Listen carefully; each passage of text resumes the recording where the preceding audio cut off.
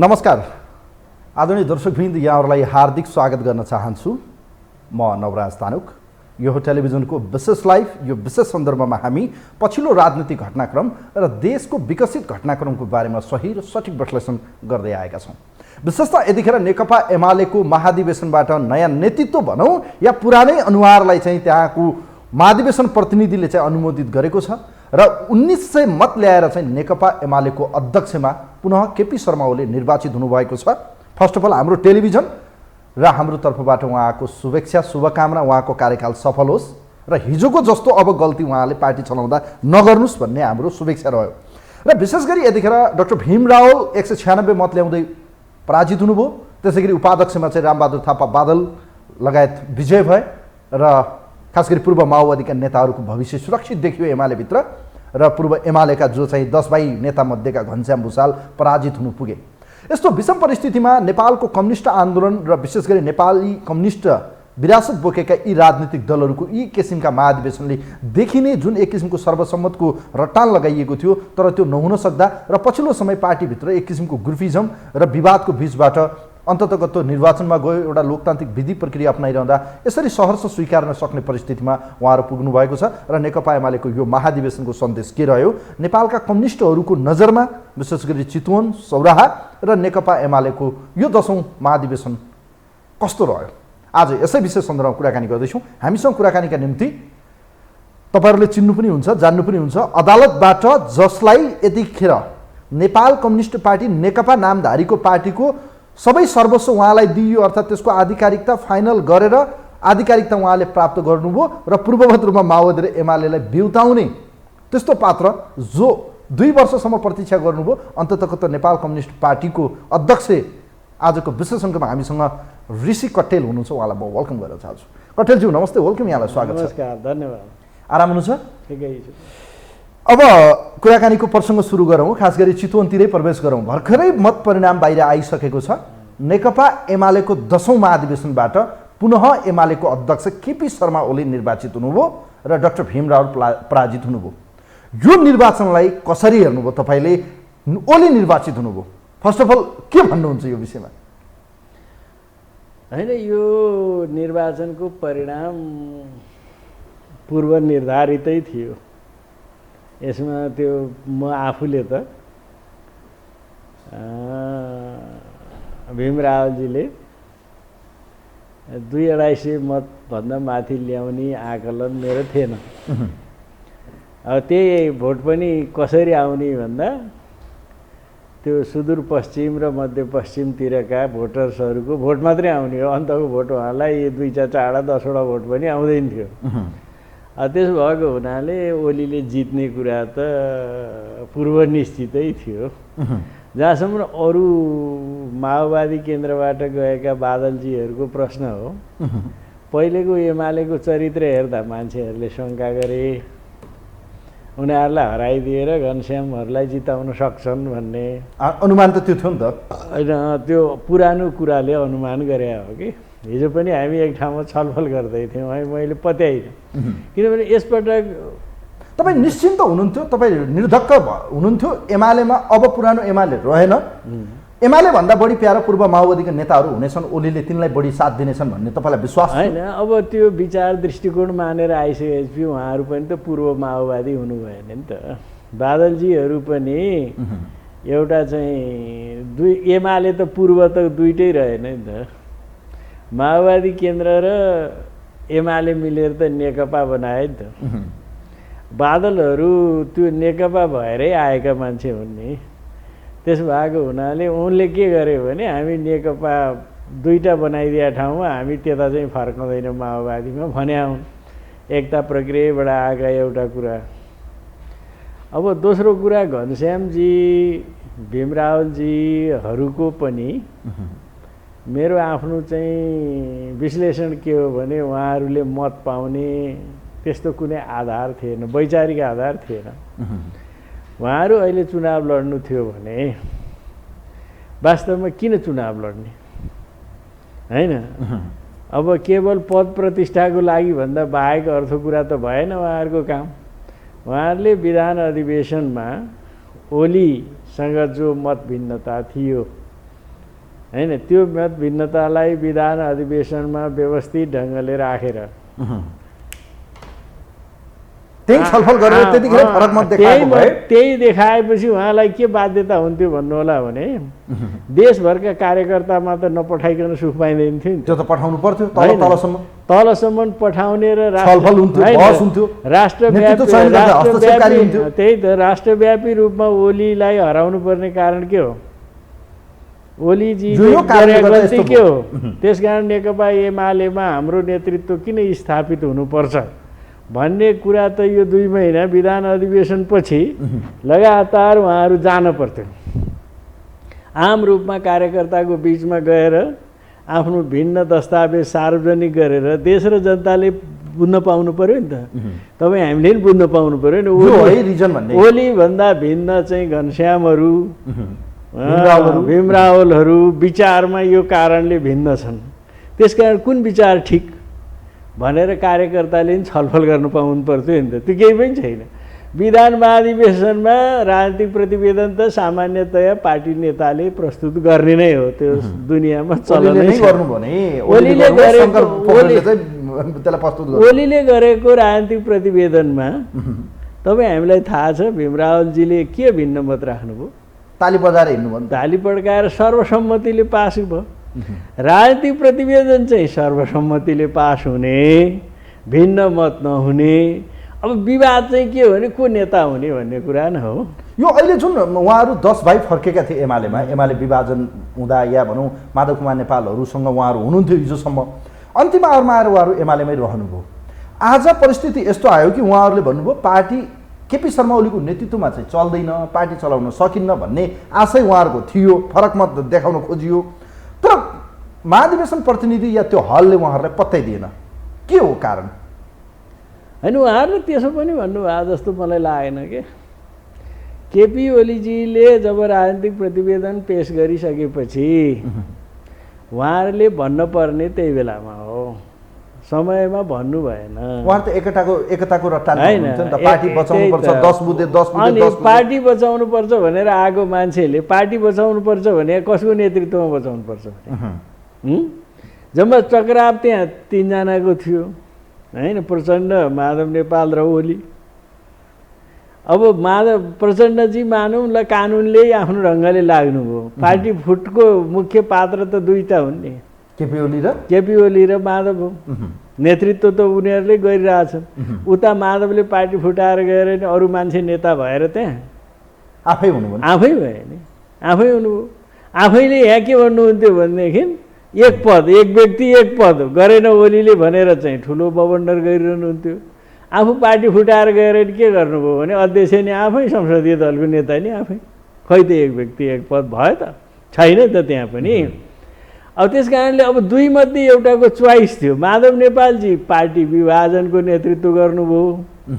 ओलीजी party एकता जो एमालेलाई कायम राख्ने कुराको नेतृत्व गर्नुभयो अब त्यो त स्वाभाविक थियो नि ओलीको नेतृत्व त त्यही दिन उहाँले स्वीकारेर आयो नि त 10 भाइले त्यो बाहिर के कुरा गरे उहाँहरूले माधव कुमार नेपाललाई छोडेर एमालेमा बस्नु गल्ती थियो त्यसो भए आज परिणामले त्यही देखायो होइन गल्ती त मेरो सुझाव त के थियो भन्नु होला भने पुराना मित्रहरूको नाताले पुराना साथीभाइ न हुने यीसँगै आफै पनि त काम गऱ्यौँ त्यो पार्टीमा 5औं र 6औं महाधिवेशनमा त म आफू पनि सहभागी थिएँ होइन त्यसको एउटा सेन्ट्रल लिडरसिपको टिममा बसेर काम पनि गरियो त्यति हो कि मैले चाहिँ 49 सालमा मदन भण्डारीको बहुदलीय जनवादसँग मेरो कम्प्लिट असहमति थियो त्यो असहमति मैले मुखले मात्रै जाहेर गरिनँ पटक पटक लिखित रूपमा महाधिवेशन हलमा गएपछि नोट अफ डिसेन्टको रूपमा त्यो इतिहासमा दर्ज गरेर राखिदिनु भनेर 9वटा बुँदा लेखेर इतिहासमा दर्ज गराएर राखियोस् भनेर राख्न लगाएर मैले चाहिँ नै हिँडेको किनभने बहुदलीय जनवाद भनेको विसर्जनवादै हो पुँजीवादमा पतन हो यो मार्क्सवादी लेनिनवादी दार्शनिक दृष्टिकोणबाट कहीँ फिट खाँदैन यो वर्ग सङ्घर्षको सिद्धान्तको विपरीत कुरा हो वर्ग सङ्घर्षको विपरीत कुरा मार्क्सवाद हुँदैन वर्ग समन्वयवाद मार्क्सवाद हुँदैन त्यसकारण यो मार्क्सवादी विचार होइन म अहिले यसो हेर्छु हामी थुप्रै थियौँ त्यो बेलामा झलनाथजी हुनुहुन्थ्यो होइन मोहनचन्द्रजीहरू हुनुहुन्थ्यो, अरू धेरै नै थियौँ। अहिले यो 49 सालदेखि अहिलेसम्म हेर्दा करिब 30 वर्ष हुन लाग्यो। 30 वर्षमा बाँकी रहेको म एक्लै छु कि जस्तो लाग्न थाल्यो। अरू चाहिँ कोही मरे, अब कोही जिउँदा पनि त्यतै गएर आत्मसमर्पण गऱ्यो। म चाहिँ त्यो विचारको तहमा अहिलेसम्म लडिरहेको छु, गलतै भएको छ।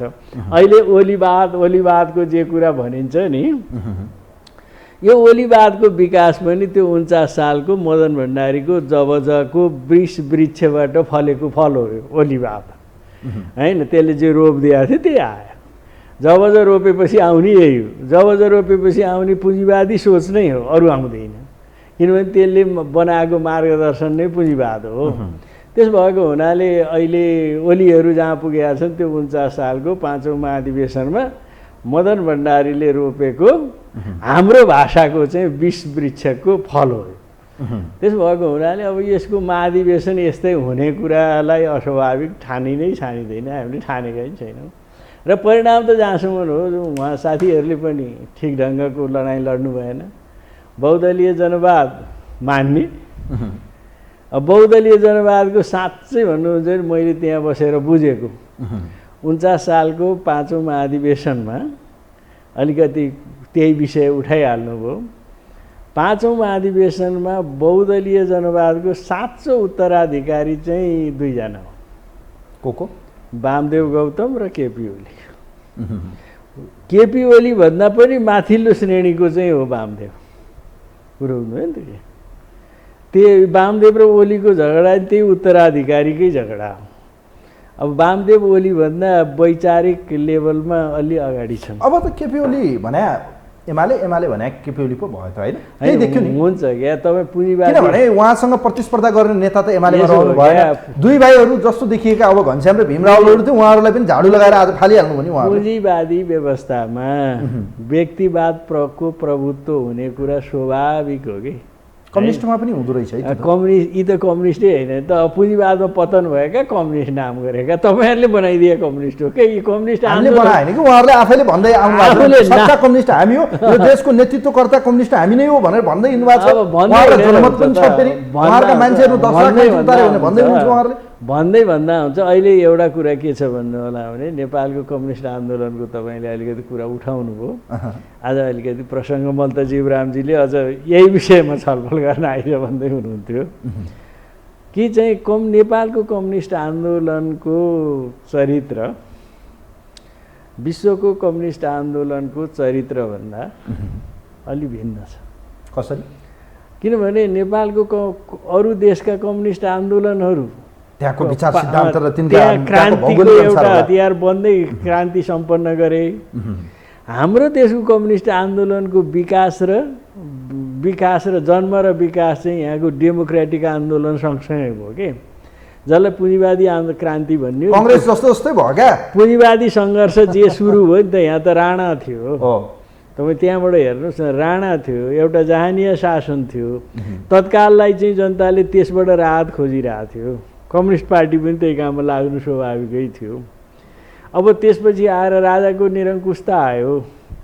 अब त्यो निरङ्कुशताले जनताले सङ्गठन गर्ने स्वतन्त्रताहरू पनि अपहरण गर्यो। त्यसकारण राजाको निरङ्कुशता, पञ्चायती निरङ्कुशता भन्दा बहुदल आंशिक प्रगतिशील थियो, हो नै पनि। त्यसको लागि काम गर्नुपर्ने अवस्था यहाँ आइलाग्यो कि, किनभने अर्को शक्ति हिजो थियो जसलाई नपन्छाइकन अगाडिको बाटो जान सकिँदैन थियो। जस्तो चिनकै क्रान्तिको तपाईँले इतिहास हेर्नुभयो भने नि 1911मा त्यहाँको राजतन्त्रको अन्त्यपछि मात्रै पछि कम्युनिस्ट पार्टी स्थापना भएर त्यहाँको जनवादी क्रान्ति सम्पन्न भयो। यो शक्तिलाई पन्छाउने काममा कम्युनिस्ट पार्टीले जोड लगायो। त्यसकारण यहाँको कम्युनिस्ट आन्दोलनको विकासको क्रम यो मात्रात्मक परिवर्तनको बाटोबाट गएको छ। तपाईँलाई एउटा दार्शनिक सैद्धान्तिक कुरा गर्दा मात्रा जस्तो राणा फ्याँक्ने भने यसो भनेर त नेपालका कम्युनिस्ट नै होइन, तपाईँ पनि होइन, यी पनि होइन, माओवादी पनि होइन, मोहन बन्टीजीहरू पनि होइन, मोहन विक्रमजी पनि यसो हो क्या कम्युनिस्ट तपाईहरुले कम्युनिस्ट भन्न पनि सकेन नि। त्यसो हो भने त तपाईले भने उदाहरण हेर्नु हो भने तपाईहरु लडेको हैन त राजा विरुद्ध, दुनिया त्यसले लडेर पञ्चायत विरुद्ध लड्नु भएन, राज संस्था विरुद्ध लड्नु भएन। अनि तपाईहरु कसरी कम्युनिस्ट हुनुभयो, उहाँहरु कसरी गलत हुनुभयो त? हैन, उहाँहरु केमा लड्नु भयो, गल्ती कहाँनिर भयो भन्नुस् न, म बताउँछु तपाईलाई। जस्तो भन्नु न, हामीले 46-47 को मुभमेन्ट गऱ्यौँ। त्यो मुभमेन्टको एक पार्ट कम्युनिस्ट हो होइन, एक पार्ट काङ्ग्रेस हो। संयुक्त आन्दोलन थियो त्यो। तपाईँ 25 सालमा कमरेड पुष्पलालले एउटा नीति पास गराउनु भयो गोरखपुर सम्मेलन गरेर, विश्वेश्वरज्यू बित्दै थिए। अब यो अहिलेको अवस्थामा हामीले कम्युनिस्ट क्रान्ति पनि सम्पन्न गर्ने अवस्था छैन। अब तपाईँहरूले पनि बहुदल ल्याउने अवस्था छैन। त्यसकारण तपाईँहरू हाम्रो बिचमा एउटा मिलन ल्याउँ र तपाईँ र हामी संयुक्त आन्दोलन गरौँ र पहिला राजा फ्याँकौँ, राष्ट्रिय मेलमिलाप होइन, राजा फ्याँकौँ, त्यसपछि आफ्नो बाटो लागौँ। किनभने यो तपाईँलाई पनि राजाले दिएन होइन, हामीलाई पनि दिएन। त्यस कारणले यसलाई फ्याँकौँ भनेर संयुक्त आन्दोलनको कुरा ल्याउनु भयो। तर बिपीले मानेन, है तिमीहरूसँग मिलेर हामी आन्दोलन गर्दैनौँ किनभने राजा चाहिन्छ हामीलाई। राजा सहितको प्रजातन्त्रको पक्षमा राजाले गरेको त त्यो चाहिँ दलमाथिको प्रतिबन्ध लागेको मात्रै खराबी हो, संवैधानिक राजा सहितको प्रजातन्त्र हो हाम्रो भनेर उनले मानेन। अब 46 सालमा चाहिँ त्यतिसम्म चाहिँ गणेश मानजीहरू आए। त्यसो भएको हुनाले त्यो बेलासम्म अब गल्ती कहाँनिर भयो भन्नु होला भने हामीले जानुपर्ने ठाउँ गन्तव्य के बनाएको थियौँ भने हामी देशमा नयाँ जनवादी गणतन्त्र पिपुल्स रिपब्लिक अफ नेपाल बनाउँछौँ भनेर लागेको हाम्रो घोषित भनौँ। त्यसभित्र के लामो छलफल होला। हामी कहाँ अल्झ्यौँ? त्रुटि 49 सालमा भयो, पहिलो त्रुटि 19 सालमा भयो, नीतिगत त्रुटि कम्युनिस्ट पार्टीले गरेको नि, जसले संशोधनवाद भित्र्यायो, ख्रुश्चोभी संशोधनवाद। त्यसबाट मुक्त भएर अगाडि गएका थियौँ। कार्यनीतिक तहमा 46 साल ठिक थियो, राजाको निरङ्कुशता फ्याँकेर दलीय स्वतन्त्रता ल्याउने प्रगतिशील थियो। तर मित्र मदन भण्डारीले के गरिदिनु भयो भने बहुदल प्राप्तिलाई नै क्रान्ति सम्पन्न भएको चाहिँ रटान लगाइदिनु भयो। त्यही गलत हो। हामीले भन्नु पर्थ्यो, कम्युनिस्टहरूले के भन्नु पर्थ्यो भने हामी जनवादी गणतन्त्र स्थापित गर्ने आन्दोलनमा छौँ। माओवादीले गरेको त अनि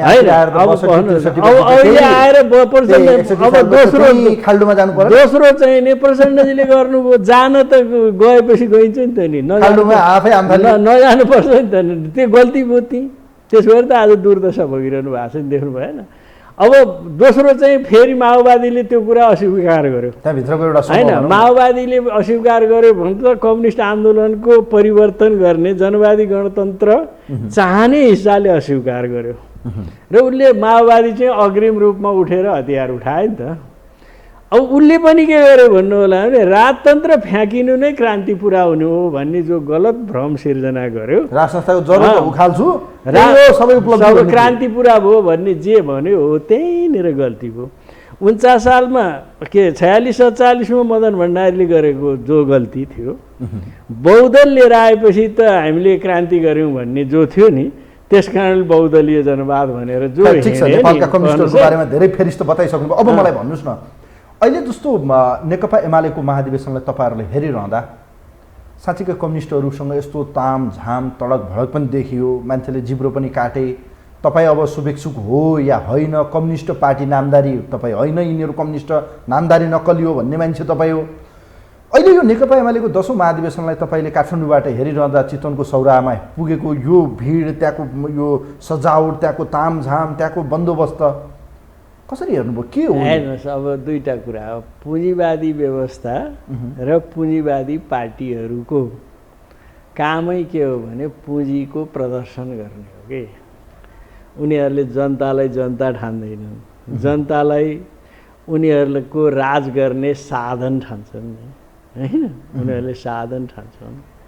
अब त्यसो भएको हुनाले पुँजीवादी व्यवस्थामा पुँजीको प्रदर्शन हुने कुरालाई के अन्यथा ठान्नु पर्यो र मैले त अन्यथा ठानेकै छैन। मैले त सोधेकै पनि थिएँ, एमालेका केही साथीहरू, अब पुराना साथीहरू छन् नि त, चिनजानका, भेटघाट भइरहन्छ, हाइहालो त चलिरहेकै छ होइन। ठुलो तामझाम देखिँदैछ नि साथी हो भने पैसा त निकै छ त, बगाइएछ छ त पैसा त भने पैसाको कुरा छोडिदिनुहोस्। हामीलाई चाहिँ निर्देशन कस्तो छ भने पैसाको परवाह नगर, तर बढीभन्दा बढी मान्छे फुर्ती चाहिँ हुनु पर्यो, फुर्ती चाहिँ हुनु पर्यो, देखिनु चाहिँ पर्यो। के गर्दा सर्वोत्तम भाग लाग्न सकिन्छ त्यस्तो बनाउनु। यस्तै हो कम्युनिस्टहरूको होइन, कम्युनिस्टको कामै होइन, कम्युनिस्ट पार्टीले त्यो काम गर्दैन। जस्तो भनौँ न, अहिले पनि हामी सम्मेलनको दौरानमा छौँ। अब ठुलो प्रचार कम्युनिस्टहरूले सोअप नगरेसम्म त चर्चा पनि नहुँदो रहेछ भन्ने त नेपाली यही गल्ती हो। विचारको मन्थन बरु कोठामा भए पनि गर्नुपर्छ, विचारलाई चाहिँ जनताको बिचमा लग्नुपर्छ भन्ने महाधिवेशन सम्मेलन भने के हो? अब तपाईँले कुरा उठाउनु हो, कम्युनिस्ट पार्टीको नाताले भन्दा चाहिँ त्यसले 2-3टा कुरा महत्त्वपूर्ण काम गर्नुपर्छ। यो आम जनतासँग धेरै चासोको विषय भूमिगत हुँदा पनि त्यस्तै छलफल हुन्थ्यो। आम जनतालाई चासोको विषय के हो भन्दा यो पार्टीले के नीति लिन्छ भन्ने कुरा आम जनतालाई चासोको कुरा हो, होइन? खास गरी त्यो पार्टीको लागि, कम्युनिस्ट पार्टीको लागि महाधिवेशन भने के हो भन्नु होला भने विचारको निरूपण गर्नु, विचारसँग नेतृत्व पनि होइन। विचारको पहिला काम विचारको निरूपण गर्नु। तपाईँले लिएको नीति कति ठिक छ, कति बेठिक छ, त्यसको समीक्षा गर्नु पर्यो र भावी नीति के लिनु पर्छ, राजनीतिक कार्यदिशा के बनाउनु पर्ला, त्यसबारेमा आम कार्यकर्तासँग छलफल बहस गरेर एउटा सही नीति बनाउनु र त्यो नीतिलाई कार्यान्वयन गर्ने एउटा सक्षम नेतृत्व निर्माण गर्नु कम्युनिस्ट पार्टीको महाधिवेशनको मुख्य काम त्यही हो। र त्यो सँगसँगै अब यो सङ्गठनात्मक चुस्तताको लागि पनि भएका सङ्गठनहरूको गठन विचार देखियो। त्यसकारण पहिला भन्नु तपाईँ यो कसौटीबाट दान्नु नि त। मैले त्यसै कम्युनिस्ट पार्टी होइन भने होइन क्या, त्यसै गफको आरोप होइन नि त। यो कम्युनिस्ट पार्टी हुनलाई पनि त्यसका निश्चित मूल्य मान्यता त होला नि त। किन काङ्ग्रेस हुने, किन कम्युनिस्ट हुने, होइन? किन मान्छे मार्क्सिस्ट लेनिस्ट हुने, किन गान्धीवादी हुने होला नि त। त्यसका पनि दार्शनिक आधार छैन, छन् नि त। कम्युनिस्ट पार्टी अरूको भन्दा भिन्न विश्व दृष्टिकोण बोक्ने पार्टी हो, त्यो त प्रश्न छैन। अरू पार्टीले लिएका भन्दा विश्व दृष्टिकोण नै उसको भिन्न छ। अब त्यसकारण त्यही भिन्न दृष्टिकोण अनुसारको सङ्गठनात्मक पद्धति छ, विचार निर्माणको पद्धति छ, नेतृत्व निर्माणको पद्धति छ। त्यसो भएको हुनाले कम्युनिस्ट पार्टीमा अहिले बिग्रिया कुरा चाहिँ छोडिदिनुहोस्, होइन? बिग्रिया कुरालाई लिएर यसो भयो भन्ने होइन। कम्युनिस्ट पार्टीको हुने कुरा के हो भने त्यो कम्युनिस्ट पार्टीमा समग्रमा बुझ्दा एमालेको न नीति न विचार न सिद्धान्त न केही पनि देखेन। यो एउटा कम्युनिस्ट नामदारी पुँजीवादको प्रदर्शन हो अहिले चितवन। ल खै ठिक छ, हैन? अब कुरा गरौँ नेकपा एमालेको अब देखिएको धार। हिजोसम्म 2 धार थियो, माधव नेपाल, झलनाथ खनाल, वामदेव गौतमको एउटा सङ्घर्ष। वामदेव त अब कहिले यता कहिले उता, उहाँको त के भर भयो। अहिले हेर्ने भने एमाले लाइन एउटा, खास गरी ओली लाइन, एउटा माधव लाइन थियो। डाक्टर भीम रावलहरू एमालेमा फर्किनुभयो, उहाँहरू एकताकै पक्षमा रहनुभयो। 10औं महाधिवेशनले ओलीलाई नेतृत्व दिएसँगै अब ओलीसँगै एमालेको परिस्थिति उहाँले के भन्नु भएको छ भने आउँदो चुनावमा 1 नम्बरको पार्टी बनाउने, बहुमत ल्याएर सरकारको नेतृत्व गर्ने उहाँको एक सूत्री रट्टान देख्नुभयो होला। उहाँको एउटै भिजन, एउटै मिसन, एउटै उहाँको रात दिनको सपना के छ भने जनताको बिचमा जाने हो, चुनाव जित्ने हो, सरकार चलाउने हो, सत्ता लिने हो। अरू के काम छ त? उहाँले त्यही भन्नु भएको छ। अब क्रान्ति पुरा भयो, समृद्ध नेपाल, सुखी नेपाली। क्रान्ति पुरा भयो, अब राजनीतिक क्रान्ति गर्नु छैन। अब के गर्नु छ त भने जनतामा गएर चुनाव जित्नु छ, जितेर चाहिँ लुटको धनाढ्य बन्नु छ। अरू त केही काम बाँकी छ र? देश र जनताको त देखाउने दाँत न हो। जस्तो भनौँ न, अस्ति एउटा हाम्रो मित्रले चाहिँ इन्टरभ्यू सुन्दै थिएँ कि म, तपाईँहरूकै टेलिभिजनमा है, कसको होइन, हाम्रो त्यो धर्मेन्द्र वास्तोलाजी। उहाँ भन्दै हुनुहुन्थ्यो, उहाँलाई कहाँबाट तथ्याङ्क भेटाउनु यो नेताहरूको धनाढ्यताको कुरा कि धनको किन प्रदर्शन नगरून्। शेरबहादुरसँग 4500 करोडको चाहिँ प्रपर्टी छ, प्रचण्डसँग 2500 करोडको छ, ओलीसँग 1500 करोडको छ, होइन? अब यी यस्ता धनाढ्य छन् यिनीहरू। अब यी धनाढ्यलाई 2-4 अरब रुपियाँ उडाइदिएर अब फेरि यी आफू मात्रै छन् र अहिले कमाएर आफू त्यत्रो मात्रै भएको छन् र यिनको पछाडि देशका अरबपतिहरू छन्। हरेकको पछाडि झुन्ड छ नि, छैन? जस्तो भनौँ अब काङ्ग्रेसलाई उदाहरण दिउँ र, किन ओलीको मात्रै उदाहरण दिनु पऱ्यो। काङ्ग्रेसलाई विनोद चौधरी उसको पार्टीको महाधिवेशन प्रतिनिधि, काङ्ग्रेस पार्टीको प्रतिनिधि, उमेश श्रेष्ठ मन्त्री। अझ ल विनोदकै नामले जो देशको खरबपति पहिलो नम्बरको एसियाकै अझ भनौँ न एसियामै स्टेट गनिन्छ। अब उसलाई चाहिँ काङ्ग्रेसलाई चाहिँ धाक देखाउनलाई 2-4 अरब रुपियाँ हुर्याइदिनु कुरा कुन चाहिँ ठुलो कुरा हुन्छ आइपर्दा लो भन्नुहोस् त। कुनै ठुलो कुरा हुन्छ 1 अरब रुपियाँ हुर्याइदिए त यतिको धाक त भइगयो त हुँदैन। 2-4 सय कम्युनिस्टमा पनि त अहिले त छन् त मोती दुग्गडहरू छन् होइन सबै छन् त नि। त्यसभरि यिनको पछाडि छन् के अब एमालेको अगाडि दुर्गा प्रसाई जस्ता मान्छेहरू पुरा चाहिँ माडबारी टिम अहिले एमाले धेरै ठुलो सङ्ख्या पछाडि लगाएको छ गाडीका गाडी गिफ्ट होइन। अब उनीहरूलाई के हर्जा छ। अब प्रचण्डजीहरूलाई अब त्यो दुर्गा प्रसाई त्यता थियो के अरे अहिले यता आएछ होइन। अरू को छन् उनका होइन। ओलीका चाहिँ यति होल्डिङ्सदेखि अनेकका छन्। अब यी सबै शक्तिहरू ब्याकमा छन्। एक त उनीहरूले अकुत सम्पत्ति कमिसनको भरमा कमाएका छौँ होइन।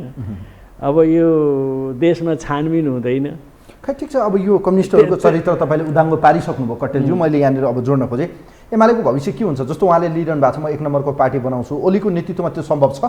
मैले यहाँनिर यो मात्रै होइन। ओलीलाई अहिले कस्तो उहाँको हातमा पार्टी हिजो हामीले हेऱ्यौँ 2/3 झन्डै प्राप्त थियो, त्यो बचेन, सरकार त्यो गिर्यो, प्रदेश सरकार गिर्यो। अब चाहिँ ओलीको हातमा एमाले फेरि नेतृत्वमा आइरहँदा एमाले के हुन्छ, कता जान्छ एमाले? जस्तो राजनीतिक विश्लेषण गर्दा हामीले चाहिँ के एनालिसिस गरिरहेछौँ भने जो संसदवाद छ नि जसलाई हामीले यथास्थितिवाद भनेका छौँ। अनि यथास्थितिवाद अहिले 2टा पोलमा विभाजित भइरहेछ। एउटा शेरबहादुरको नेतृत्वमा, एउटा ओलीको नेतृत्वमा। तपाईँ सिङ्गो यथास्थितिवाद चाहिँ सिङ्गो 2टा ठाउँमा गइरहेको देखिन्छ। एउटा नेता ओली, एउटा नेता शेरबहादुर। प्रचण्ड माधव नेपालहरू त शेरबहादुरको एसिस्टेन्ट नै भए अहिले त उहाँहरूकै एउटा मोर्चा छ। गएर रोएर कराएर ए बाबा लौ न यो ओलीसँग चाहिँ हामीले सकेनौँ, तैँले चाहिँ नेतृत्व लिइदिए भनेर लिइदिएन हो। शेरबहादुर त पहिलेदेखि अझै अनुत्सुक थिए नि त होइन भन्नु त। त्यस कारणले शेरबहादुर क्याम्प र चाहिँ ओली क्याम्प 2टा क्याम्पमा यथास्थितिवादी बाँडिया छन्। हाम्रो कुरा छोडिदिनुहोस्, हामी आफ्नै ठाउँमा छौँ, जति शक्ति छौँ छैनौँ, जे छौँ आँट्न खोजेका छौँ। जुन दिन नेपाली जनताले विकल्प चाहिन्छ भन्ने सोच्छन् त्यो बेला हामीलाई सम्झेलान् होइन। त्यही विकल्प दिन हामी प्रयत्न छौँ। कम्युनिस्ट आन्दोलनको विकल्प ओलीले एमालेलाई सही दिशा, देशको नेतृत्व एमाले भने यस्तो थियो है भनेर एउटा दोस्रो मदन भण्डारी बन्ने सम्भावना देख्नुहुन्छ तपाईँ? होइन, दोस्रो मदन भण्डारी त के दोस्रो न पहिलो उस्तै हुने यिनीहरू। पहिलो कुरा के भने उनले मदन भण्डारीकै विचार बोकेका छु भनिरहेकै छन् होइन। ओली मैले भन्न आँटेको के भने 2टा ठाउँमा बाँडिरहेछ। यथास्थितिवादलाई तपाईँ सेन्टर पोइन्ट मान्नुहुन्छ भने शेरबहादुरको नेतृत्ववाला यथास्थितिवादमा छ। ओली चाहिँ नि के छ भने यथास्थितिवादबाट राइटिस्ट दक्षिणपन्थी, यथास्थितिवादको दक्षिणपन्थी बाटोमा छ, जसलाई प्रतिगामी प्रतिगमन आदि इत्यादि भनिन्छ। उसको पक्षमा राप्रपा दरबारियाहरू यी सबै छन्। अहिले तपाईँ देख्नुहुन्छ नि सबैतिर। अब त्यसलाई सम्हालेर हिन्दूवादी आदि इत्यादि सम्हालेर ओली एउटा यथास्थितिवादको राइटिजमको नेतृत्व गरिरहेछ। एउटा पोलको चाहिँ नि शेरबहादुरले गरिरहेछ नेतृत्व। भोलि हुने पनि त्यही हो होइन। कुन पोलले चाहिँ तलमाथि अलिअलि पल्ला भारी गर्छ त्यो चाहिँ यसको 2टाको विकल्पमा तेस्रो विकल्प चाहिँ बलशाली बनेको छैन। अब 1-2 वर्षमा चुनावको बेलासम्ममा बन्छै बन्दैन त्यो चाहिँ हेर्न बाँकी छ। जनताले विकल्पको खोजी चाहिँ गरेका छ। कम्युनिस्ट आन्दोलनभित्र पनि अब पुनर्गठनको खोजी भइरहेछ। यिनीहरू विसर्जन भए अब नयाँ ढङ्गले जाने शक्ति चाहियो भनेर हामी पनि त्यो खोजिरहेछौँ। कम्युनिस्ट पार्टीमा लागेका इमान्दार मान्छे पनि खोजिरहेछन्।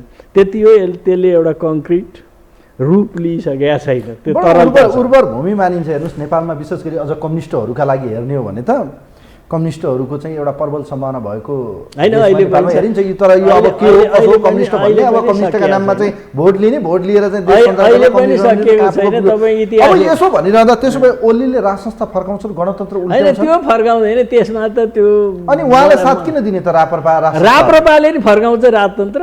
तपाईँ भन्दिनँ हुन्छ महाधिवेशन आउँदैछ। तपाईँ यो नेपालका मान्छे म यी संसदीय पार्टीहरू भोट व्यापारी हुन् कि भोट व्यापारी।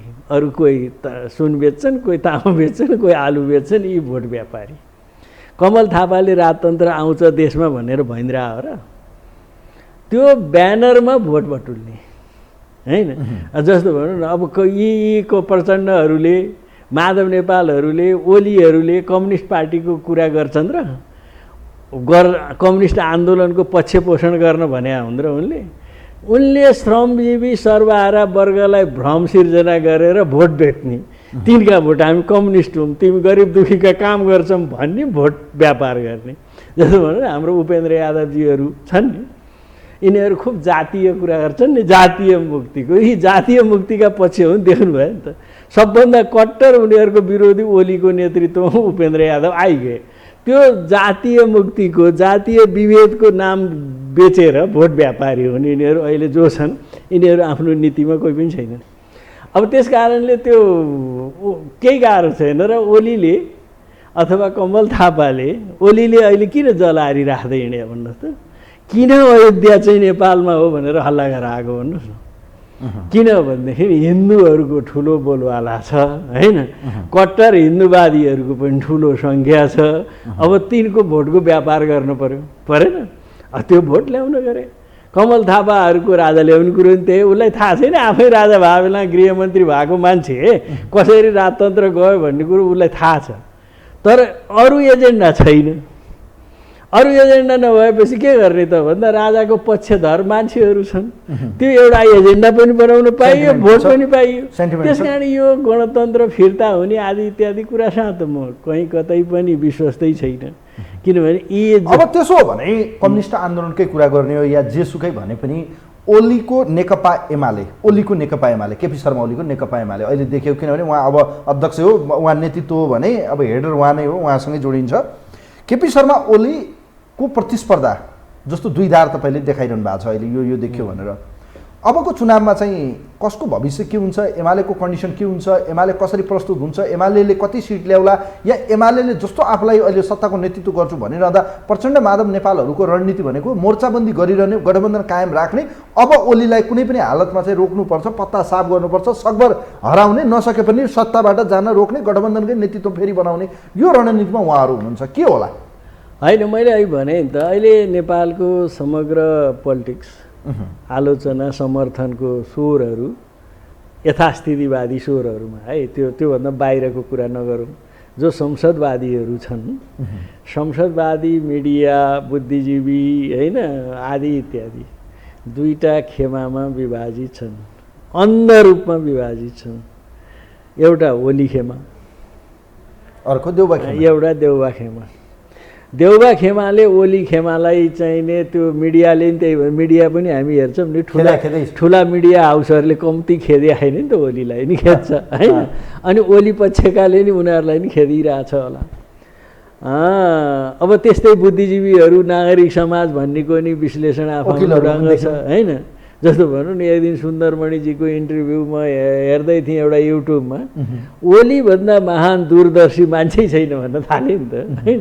डाक्टर सुरेन्द्र केसीहरू के भन्न थाले भने अब ओली उनी त अचेल ओलीलाई जिताउन म लागेँ अब भन्न थाले।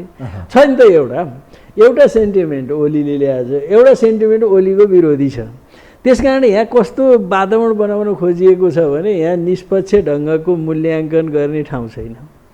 कुरो उनीहरूको मूल्याङ्कनमा कि एउटा क्याम्प कि एउटा क्याम्प नभए खत्तम रहेछ फलानु भनिहाल्छन् कि। तर यथार्थ चाहिँ त्यस्तो होइन होइन। अब ओलीका पनि आफ्ना केही संसदीय व्यवस्थाभित्रका केही कुरा होलान्, उनीहरूका पनि होलान्। सारा त उनको सिस्टम असफल भयो, त्यो चाहिँ यथार्थ हो। सिस्टम असफल भएको हुनाले यी सिस्टमवालाहरू, संसदवादीहरू के भन्न सकिरहेछन् भने हाम्रो प्रणाली खत्तम भयो भन्नलाई नसकेर, आफूले बनाएको त कसरी भन्ने, आफूले बनाएको घर मेरो घर नसकेपछि यहाँ के आवरण बनाइएको छ भने ओली पक्ष र विपक्षको चाहिँ क्याम्प खडा गरिएको छ नि। यथार्थमा यो सिस्टम कोल्याप्स भइसकेको छ। तपाईँ भन्नुहोस् त, एउटा सर्वोच्च अदालत जस्तो ठाउँ एक दिन गडबड हुनु हुँदैन। त्यो ठाउँ न्यायालय आज 1 महिनादेखि चलेको छैन, देख्नु भएको छ। यति दुर्गन्धित कुरा बाहिर आछ नि, दलहरू बोल्दैन होइन, दलहरू नि बोल्दैन। अब यो अदालतलाई नेपाली जनताले कसले पत्याइदिने भन्नु? के पो छ त्यहाँभित्र भन्ने होइन, सुन्नमा आयो। यति ठुलो बदनाम हो नि। ती न्यायाधीशहरू जो अहिले 19-20 जान्छन्, यी त गन्दा भए। किनभने सर्वोच्च अदालत भनेको गनाएको ठाउँ रहेछ भन्ने त उनीहरूले ल्याए त बाहिर। उनको किल्ला हो एउटा, होइन, अदालत यस्तो किल्ला हो जसले सरकारै बनाउने र भत्काइदिने गर्छ। त्यस्तो पावर सेन्टरको हालत यस्तो छ। यिनका संसदको हालत हेर्नुहोस् त, यिनका पार्लियामेन्ट चल्दैन, एउटा विधेयक पेश हुँदैन, पास हुँदैन। अब सरकार पार्लियामेन्टले बनाउन नसकेर अदालतको हुकुमले बन्छ भने यो सिस्टम चल्या छ त? छैन। तर यी लाज नभएका हाम्रा विश्लेषकहरू, कतिपय नागरिक समाज भन्नेहरू, यिनले के आइडिया बनाए भनेदेखि यो सब चाहिँ ओलीको कारणले हो भनेर नि एउटा व्यक्तिमा थुपारेर उनको संसदीय व्यवस्था पूर्ण रूपमा असफल भएको कुरा ढाक्न खोजेको छ। कटेलजी, अहिलेको परिस्थितिमा हेर्ने हो भने व्यक्तिलाई हामी बढी प्रायोरिटीमा राखेको जस्तो देखियो। व्यवस्था त्यति खराब होइन, नेताहरूको कारणले पो यो व्यवस्था बनाउन खोजिएको क्या। तपाईँ बारीमा खेतमा धान रोप्नुभयो, अहिले के मकैको बिउ आउँछ नि, बिउ लाउनुहुन्छ नि आधुनिक बिउ भन्दै, एउटाले पनि गेडो हाल्दैन। अनि तपाईँ के भन्नुहुन्छ? त्यो मकैको चाहिँ नै घोगै खराब, मकै खेती गर्ने किसानै खराब भनेर बस्नुहुन्छ तपाईँ। त्यो बिउ नै गेडो नहाल्ने बिउ ल्याएर रोपेपछि अनि त्यसले गेडो हाल्छ। अनि के भन्ने त यी बिउ व्यापारी हो भने बिउ कहाँ अगतिलो हो र त्यो किसानै अगतिलो। अहिले भने त्यही हो, यिनको सिस्टम कोल्याप्स भएको छ। अब एउटा यथार्थ चाहिँ के हो भने सिस्टम त कोल्याप्स भयो, तर यसको विकल्प दिने तागत पनि तयार नभएको एउटा सङ्क्रमणकालीन अवस्था हो। र यहाँका बुद्धिजीवी मिडियावालाहरू जो संसदवादी छन्, उनीहरू के ढाकछोप गरिरहेछन् भने यो चाहिँ सबै ओलीले गर्दा भयो अथवा कसले गर्दा भयो। ओलीले गल्ती गर्नुभयो भन्ने पर्या हो नि त। योपालि त दुई पटक संसद विघटन गर्नु होइन। तपाईँ चाहिँ संसारमा कुन चाहिँ देश छ जहाँ चाहिँ संसद विघटन नभएको मैले देखाइदिनुहोस्। होइन, सबै देशमा छ, तर कानुनले दिएन भन्ने। होइन, कुन कानुन पो के कानुन? त्यो अदालतले भनिदिएन हो ओलीको कानुनमा विघटन हुन्छ भने त्यो अदालतको कानुनमा हुन्न भनिदियो। अब त्यही अदालत हो जसले चाहिँ जस्तो मान्नु न 28 घन्टामा प्रधानमन्त्री बना भनेर आदेश त दिन्छ, होइन? अब त्यस्तो निर्णयलाई पनि मानेर हिँड्ने प्रधानमन्त्रीहरू छन्। त्यस भएकाले त्यो कानुनको कुरा पनि छोड्दिनु। देशमा सिस्टम यो छैन, यो कोल्याप्स भइसक्यो। जनताले के चाहन्छन् मतलब छैन। यो यत्रो जनता चाहिँ किन गएका फेरि? त्यसो हो भने जनतासँग किन विकल्प भएन? नभएर दुई तिनवटा कुरा भन्नुहोस्। एक त यिनीहरूको अहिलेसम्म संसदीय प्रणालीमा यिनीहरू नै पकड भएका मान्छेहरू हो, होइन? स्थानीय तहसम्म यिनकै चाहिने नेतृत्व छ। काङ्ग्रेस एमाले बढ्ता छ, होइन? व्यापार क्षेत्र सबै यिनकै ठाउँमा छ। अब पैसा अनगिन्ती छ। अब बस पठाइदिएपछि मान्छे रमिता हेर्न आउने, खाना दिने गर्दैपछि त मान्छे त उनकै मान्छे छन् तल, मेयर सेयर सबै आदि इत्यादि पनि वडा सदस्यदेखि ती सबैले व्यवस्थापन गर्छन्। गाडीमा चाहिँ खानपानको व्यवस्थापन गर्छन्, घुम्न ल्याउँछन् अनि आउँछन्। त्यही मान्छे तपाईँ ल म लेखेर राख्नुहोस्, ओलीको नारायणघाटको बगरमा आएका मान्छे आधाभन्दा धेरै मान्छे काङ्ग्रेसले सभागता ल्याउँदा नि आउँछन्। तिनीहरू पैसामा आउने भन्नु होइन, पैसाले बस्छ लिएर आउँछ। जस्तो म तपाईँलाई मेरै उदाहरण दिन्छु कि म अहिले एउटा सम्मेलनको दौरमा छु। 17 र 18 गते पुसको हाम्रो चाहिँ जनकपुरमा त्यसको समापन हामी गर्दैछौँ। समापन समारोह चाहिँ खुला गरौँ भन्ने आँट्यौँ। अहिले चाहिँ बन्द सत्र चलाइरहेछौँ, बन्दै चलाएछौँ। यो मिडियालाई पनि हामीले राखेका छैनौँ। अहिले विचार निर्माणको प्रश्नमा अब कम्युनिस्ट आन्दोलनलाई कसरी पुनर्गठन गर्ने भन्ने एउटा प्रश्न छ। यहाँ हल्ला चलाभरले त त्यो विचार बन्दैन। त्यस कारण हामी त्यो काममा लागिरहेछौँ। अनि म अस्ति इटहरीमा 1 नम्बर प्रदेशको चाहिँ प्रशिक्षण विचार निर्माणको 2 दिने कार्यशाला थियो, त्यहाँ गएँ। अब 17 र 18 गते पैसा कति लाग्छ भन्न आँटेँ क्या तपाईँलाई मैले। 17 र 18 गते त्यहाँ अब अलिअलि धाग पनि नदेखाए। यो मिडियाले हाम्रो प्रचारै गर्दैन, यसो 2-4 हजार मान्छे त जम्मा गर्नु पऱ्यो नि साथी हो, के गर्ने हो भनेर त्यहाँ सल्लाह गरेँ। उदयपुरका साथीहरूले के भन्नुभयो भने उदयपुरबाट जनकपुर आउनु त टाढा कुरा होइन त, पैसा दिनु गाडी एउटा बसलाई 25,000 पर्छ भन्नुहोस् त। अब चाहिँ धनगढीबाट तपाईँ जनकपुर मान्छे ल्याउनु कति पैसा पर्छ? 50-60 हजारले आउँदैन एउटा बस। त्यहाँ कति मान्छे आउँछ जम्मा? 25, 30, 32, 40 सिटका बस न हो। रात दिन हिँड्नलाई सिट नभए कोही आउँदैन, लिएर आएका मान्छे उभिएर अहिले कोही आउनेवाला छैन। अनि कति पैसा खर्च हुन्छ? 10वटा गाडी उदयपुरबाट ल्याउँदा बस भाडा मात्रै 2,50,000 भयो। अब तिनलाई बिहानै हिँडा खुवाउनु परेन, अनि बेलुका घर पुर्याउनु। मास उतार्ने कुरा भने सबै पैसाको खेल हो। पैसा हो, पुरा पैसा। पैसा तपाईँ कति खर्च गर्नुहुन्छ त्यसमा डिपेन्ड। त्यो प्रचण्डले भने त्यसो भए ठिकै हो, चुनाव जित्नु अब पैसा नभए नहुने होइन। चुनावमै त्यही हो। मैले गएको तपाईँलाई यसपटकको प्रसङ्ग भनौँ, गएको चुनावमा हाम्रो पार्टीले भाग लिएन र हामीले चाहिँ किन भाग लिएनौँ भनेर जनतामा पर्चा लिएर बाँड्दै गएँ भने हिँडेँ जिल्लामा कतिपय ठाउँमा जहाँ अलि सेनाले अप्ठ्यारो बनाएको ठाउँमा चाहिँ गइनँ। सफ्ट्यारो भाटा गएँ, किन पौडा खाइहाल्ने भनेर।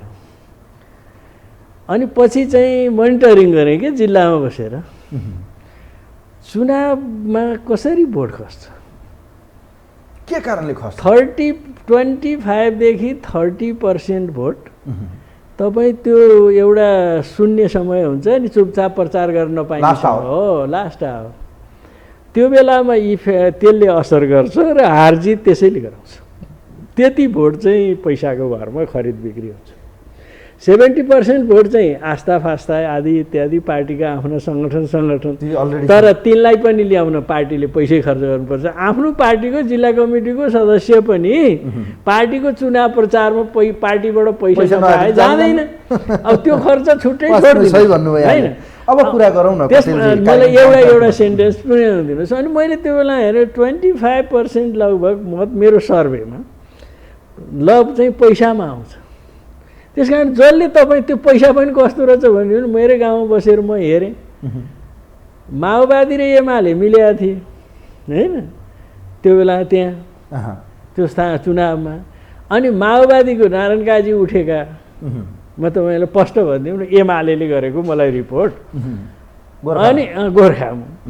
अनि त्यहाँको माओवादीले भन्यो आज बाबुरामको मान्छेले फलानु गाउँमा पैसा बाँड्छ, त्यहाँ जाउँ र पैसा रोकौँ भनेर गएको त उही पो पैसा बाँड्न थाल्छ भन्छ नि। उही हजार नोट लिएर बाँड्न थाल्यो। म त घिन लाएर फर्केर आएँ। अब त्यो लास्ट आवरमा कसले धेरै पैसामा खरिद गर्छ अनि चुनाव त्यसैले जित्छ। अधिकांश प्रणाली भने यो सबै पैसाको खेल हो। त्यसकारण पैसा विचारमा छैन। तपाईँ लास्टमा हेर्न जानुहोस् त, आम जनता चाहिँ नभनौँ, केही मान्छे छन् सङ्गठनात्मक पैसा जहाँ आउँछ त्यहीँ जाने भए। अनि पैसा अब कुरा गरौँ। अहिले अब नेकपा एमाले भित्र पूर्व माओवादी नेताहरू जो हुनुहुन्थ्यो उहाँहरू बलियो भएको देखियो। पूर्व 10 भाइ जो थिए तिनमध्येका केहीहरू त म्यानेज भइयो, जस्तो अष्टलक्ष्मी साकी, युवराज गेवाली या के अरे तपाईँको हाम्रो योगेश भट्टराई र गोकर्ण विष्ट लगायतहरू त सबै 2जना भन्दा बाहेक 8जना म्यानेज। अब यी जस्तो भीम आचार्य, टङ्क कार्की, यो घनश्याम भुषाल या डाक्टर भीम रावलको भविष्य के देखिरहनु भएको छ? भीम रावलहरूले के गर्छन्, के हुन्छ, के होला लाग्छ तपाईँलाई? खै मैले अहिले त्यस्तो साह्रो अनुमान गरेको केही पनि छैन। किनभने उहाँहरूले लडाइँ वैचारिक लडेको होइन, अब व्यक्तिगत लडाइँ लडेको हो। व्यक्तिगत पद नपाएको न हो, अर्थ कुरा त केही भएको छैन छ र केही होइन। पद खोज्नु भएको थियो, पाउनु भएन। अब त्यस बापत उहाँहरू फुटेर जाने भन्ने कुरा पनि कुनै हालतमा पनि झन् अनैतिक काम हुन्छ। जाने चुनावमा लड्ने, कार्यकर्ताले हराइदिने, अनि त्यसपछि मलाई किन हराइस् भनेर पार्टी फुटाएर जाने हिँड्ने कुरा, त्यहाँभन्दा अनैतिक कुरा केही हुँदैन। त्यसले उहाँहरूको राजनीतिक भविष्य बाँकी नै बसाउँदैन। अब त्यस कारणले त्यतै अल्झिने यता अलि बाहिर के भन्न थाल्यो भने अब उहाँहरू माधव नेपालसँगै होइन। मलाई चाहिँ माधव नेपाल कहाँ चाहिँ यी सजिलै जान्छन् भन्ने मलाई लाग्दैन। अनि एमालेमा उहाँहरूको हैसियत के हुन्छ होइन, अब के हैरान पारिदिन्छ नि हैसियत ओलीले अब। नभए त कोही पनि हुँदैन नि त। अब त सिद्धिने भयो नि त, त्यो के 100-200 मतले के भएको हुन्छ, छ? 196 मतले के हैसियत हुन्छ र? के भएको छ र 2000 मतमा भीम रावलै हो नि। त्यो मत एकपटक पदमा नपुग्ने बित्तिकै मान्छे राजनीतिक रूपमा सिद्धिहाल्छ र उसको प्रभाव एमाले पार्टीभित्र सबै त्यो भोट मात्रै हो र अरू पनि छ नि त प्रभाव। अनि भोटले एउटा तराजुले वेट त राख्छ नि त, कति ओजन भयो तराजुले वेट राख्दा, तर भीम उसको चाहिँ रावलको चाहिँ नि आफ्नै किसिमको पोलिटिकल पर्सनालिटी। त्यसो भए के एमाले भित्र अब ओलीको प्रतिपक्ष या एमाले भित्रको अब सशक्त प्रतिपक्ष रोल खेल्ने डाक्टर भीम रावलको प्लानिङ हो त त्यसो भए ओलीका विरुद्ध? होला हुनसक्छ। ओली घनश्यामजीहरूले त्यहीँ रहेर जुनसुकै पदमा बसे नि केही फरक पर्दैन कि। पदले केही फरक, निर्णयमा फरक पार्ने नै हो, राजनीतिमा के फरक पार्छ? अब उनीहरूले चाहिँ आफ्नो राजनीति के हो त्यसलाई चाहिँ नि एमाले पङ्क्तिभित्र देशभित्र प्रष्ट रूपमा लिएर जाने र त्यसलाई चाहिँ अन्तर्विरोधहरू बढाएर गयो भने ओलीले माइनस गरेर जानै सक्दैनन्। कहाँ जान सक्छ? त्यसै जान्छ। भविष्य सिद्धियो पो भन्छन् त, अब उमेरले पनि होइन, त्यस्तो त्यो भयो। होइन, ओलीले फेरि जसलाई च्यापे जसलाई छोडे अहिले पूर्व माओवादीका नेतालाई च्यापे गर्नुभयो, आफ्नै 10 भाइहरूलाई लात हान्नुभयो। होइन, ओलीले पूर्व माओवादीको नेताहरूलाई च्याप्ने कुरो त स्वाभाविकै थियो त। जुन सङ्कटमा ओलीलाई सिद्ध्याउनु खोजेको बेला बादलले चाहिँ त्यत्रो काँध थाप्ने होइन, उसलाई पार्टीबाट निकालेको छ, अध्यक्षबाट निकालेको छ, प्रधानमन्त्री संसदीय दलबाट निकाल्न भनेको छ, त्यो बेला पनि एक्लै बादलले चाहिँ बोक्ने। अनि त्यसपछि चाहिँ नि अहिले चाहिँ ओलीले बादल फ्याँक्ने भनेको कुरा त्यहाँभन्दा बेइमानी त पुरै हुँदैन थियो नि। त्यो हुन नसक्ने। माओवादी जो पृष्ठभूमि बोकेका नेताहरू जो अहिले एमालेको नेताहरू हुनुहुन्छ, उहाँहरू निर्वाचन जित्नुभयो, अब उहाँहरू एमालेकै नेता रहनुभयो, उहाँमा माओवादी त्यो गुण त्यो देखिन्न होइन, अब चरित्र रहेन। प्रभु शाहसम्मलाई चाहिँ उनले म्यानेज गरेर ल्याइसके नि त। भनिसकेपछि पुरो माओवादीहरू त सबैलाई लिएर आएर ओलीले के देखाउन खोज्यो भनेदेखि एमाले चाहिँ आग्रह राख्दैन होइन, सबै चाहिँ वामपन्थीहरूको एउटा साझा घर हो, हामीलाई पूर्वाग्रह छैन, यिनले लगाएको आरोप बिल्कुल गलत हो भन्ने ढङ्गले उसले पुष्टि गर्न खोजे ओलीले। कुरा त त्यही नै हो। अब यो र अर्को कुरा पनि माधव नेपालले जति क्षति पुर्याए नि, अब बादलहरूलाई स्थापित गरेर माओवादी केन्द्रसँग सम्बद्ध मान्छेहरूलाई त्यहाँ आकर्षण गरेर तानेर त्यो क्षतिपूर्ति गराउने पनि उनको दाउ होला है। एमालेका यो जो पार्टी फुट्यो यसले कति असर गर्छ एमालेलाई अब आउँदो चुनावमा, या अहिले जुन महाधिवेशनमा एकलौटी देखियो तर उहाँको सपना या उहाँको योजना त पुरा हुन पाएन, उहाँ सर्वसम्मत बन्न खोजिरहनु भएको थियो, त्यसमा चाहिँ तुषारापात नै भयो भन्नुपर्छ। डाक्टर भीम रावलहरूले ब्रेक नै लाए जस्तो देखियो, तर भलै चुनाव त जित्नुभयो। त्यो नि होइन, त्यो दुईटा कुरा दुईटै पक्ष हुन्छ होइन। अब एक थरी विश्लेषकले के देख्छन्, जो ओलीको पक्षधर छन् नि तिनले के देख्छन् भने भीम रावलको अड्गेलै देख्नुभयो, 200 भोट कटाउन नसक्ने मान्छेले मिलेर जाम भन्दा नमान्ने भनेर अर्को प्रचार उनले गरिहाल्छन्। त्यो त ओली विरोधकी क्याम्पले ओली असफल भयो भन्छन्, ओली सब पक्षका क्याम्पले चाहिँ त्यस्तो चाहिँ कमजोर मान्छेले अनावश्यक प्रतिस्पर्धा गर्ने भनेर अर्को कुरा लिएर जान्छन्। यसमा चाहिँ नजाउँ, त्यो केही पनि हुँदैन। मैले आज बिहान एउटा टिभीमा त्यही भनेको थिएँ कि हुन्छ कि अहिले संसदीय प्रणालीमा अर्को विकल्प खडा भएको छैन। अब काङ्ग्रेसमा नि हुनसक्छ यस्तै चालले जाँदा शेरबहादुरैले जित्ने सम्भावना छ होइन, बढिरहेछ। जिल्लामा सभापति जितेर आयो भनेर आइरहेछ, शेरबहादुरले जित्ला नभए अर्को बाघबहादुरले जिते नीति उयो हो कि भन्नुहोस् त, गोरे आयो नि उयो।